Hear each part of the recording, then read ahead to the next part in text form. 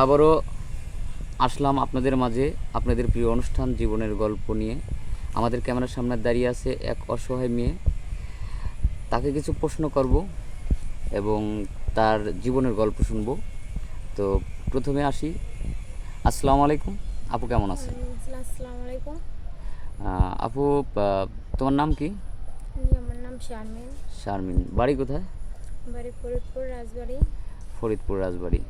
তো আমাদের ক্যামেরার সামনে আসার মূল কারণটা জানতে পারি? মানে আমার জীবনকে আমি অনেক কষ্টের কথা বলতে চাই আপনাদের কাছে। আচ্ছা, বলেন, সমস্যা নাই, বলেন। আমার ছোটো থাকতে 1.5 বছর থেকে আমার বাবা মারা গেছে।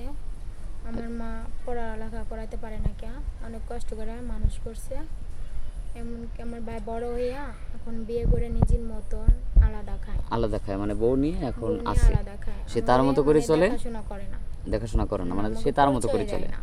সে তার মতো করে চলে, কোনো খোঁজ খবর নেয় না যে আমার একটা বোন আছে, একটা মা আছে, হ্যাঁ, আমরা একটা পরিবার, আমার বোনকে বিয়ে দিতে হবে, আমার মাকে দেখতে হবে, সে এই চিন্তাটা করে না। না। যার কারণে অনেক কষ্টে বা অনেক দুঃখে আমাদের ক্যামেরার সামনে আসছেন। জি। আচ্ছা, ঠিক আছে। তো যাই হোক, আসছেন, ভালো হয়েছে। আজ পর্যন্ত কেউ আমাদের ক্যামেরার সামনে এসে ভিডিও করে কেউ ব্যর্থ হয়নি, কোনো না কোনো ফল পেয়েছে। তো আমাদের ক্যামেরার সামনে আসার মূল কারণ কি? সাহায্য চাওয়ার জন্য না বিয়ে শাদী করার জন্য, কোনটা? বিয়ে শাদী করার জন্য ভালো একটা মনের মানুষ পাইলে বিয়ে শাদী করবো।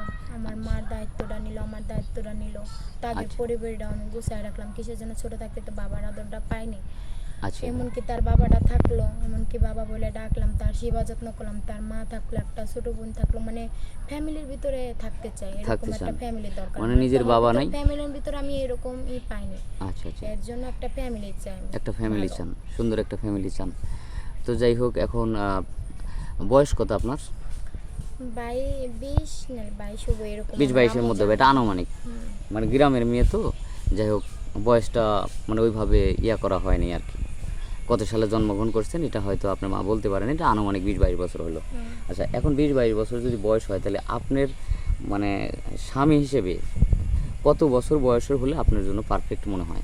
হ্যাঁ, যদি বয়স্ক হয়, এমনকি অল্প বয়সও হয়, তাও আমি রাজি আছি। বেশি বয়স্ক হলেও চলবো, এরকম। কম বয়স হলে চলবো, সে এক মানে কথা। আমার দায়িত্ব যদি নিতে চায়, বয়সে কোনো ম্যাটার না, না। বয়স কোনো বিষয় না।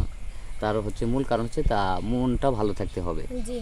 যাতে আপনার দায়িত্ব নেয়। আপনার মা আছে, আপনার মা সহ যাতে আপনাকে দেখতে পারে, বা তার ফ্যামিলিরও যদি শ্বশুর শাশুড়ি থাকে, তাদেরকেও নেবেন, মেনে নেবেন, তাদের সেবা যত্ন করবেন, এটাই, তাই না? ঠিক আছে, সুন্দর কথা, খুব ভালো লাগলো কথা শুনে। যাই হোক, আমাদের এই ভিডিওটা পাবলিক হচ্ছে, তো সেই ক্ষেত্রে যদি কোনো প্রবাসী ভাই বা দেশ বা বিদেশে অনেকেই তো এই ভিডিওটা দেখছে, যদি আপনার সাথে কেউ যোগাযোগ করতে চায় আপনাকে বিয়ে করার জন্য, তাহলে সেই ক্ষেত্রে কীভাবে পাবে? এমনকি আমার ফোনও নাই, সিমও নাই। এখন যোগাযোগ করতে হলে, বাইরে যদি যোগাযোগ করতে চায়, তাহলে আপনি গেলে আমাদের সাথে যোগাযোগ করতে হবে। হবে। তারপরে আপনারা যখন ফোন দিব, তখন সে আমার সাথে কথা আপনাকে বলাই পাবে। দিবেন। তো এই যুগে আসলে ফোন নাই, এই কথা তো কেউ বিশ্বাস করবে না। এখন আমি এই বাইরে বলছি, ভাই 3 মুঠো ভাতই খাইতে পারি না, কাপড় চোপড় ভালো মতো কিনতে পারি না, ফোন কিনবো কি দিয়া? ফ্যামিলি অসহায়, ঝুটে কাজ করে, এমনকি ধরেন 4,000 টাকা মাসে বেতন পাই, খাওয়া খরচই হয় না, রুম ভাড়া দেওয়া হয় না, আমি ফোন কিনবো কিভাবে? সিম উঠাবো কিভাবে? মানে খুবই আমার কষ্টে হয়, সংসারটা অনেক কষ্টে চলতেছে এরকম। যে রুম ভাড়া দিলে খাওয়া হয় না, খাওয়া হলে রুম ভাড়া হয় না, হুম। এটা হলো মূল কথা, তাই না? যাই হোক, আমরা আর স্কিপ বাড়াবো না, শুনলেন আমার এই দুঃখিনী আপুর কথা। তো যদি কোনো ভাই এই মেয়েকে পেতে চান, তাহলে আমাদের স্ক্রিনে নম্বরটা দেওয়া থাকবে, কেউ অযথা ভিডিও কল দিবেন না। সেই সাথে সুস্থ থাকবেন, ভালো থাকবেন, আপনাদের সবার শুভকামনা করি। আল্লাহ হাফেজ।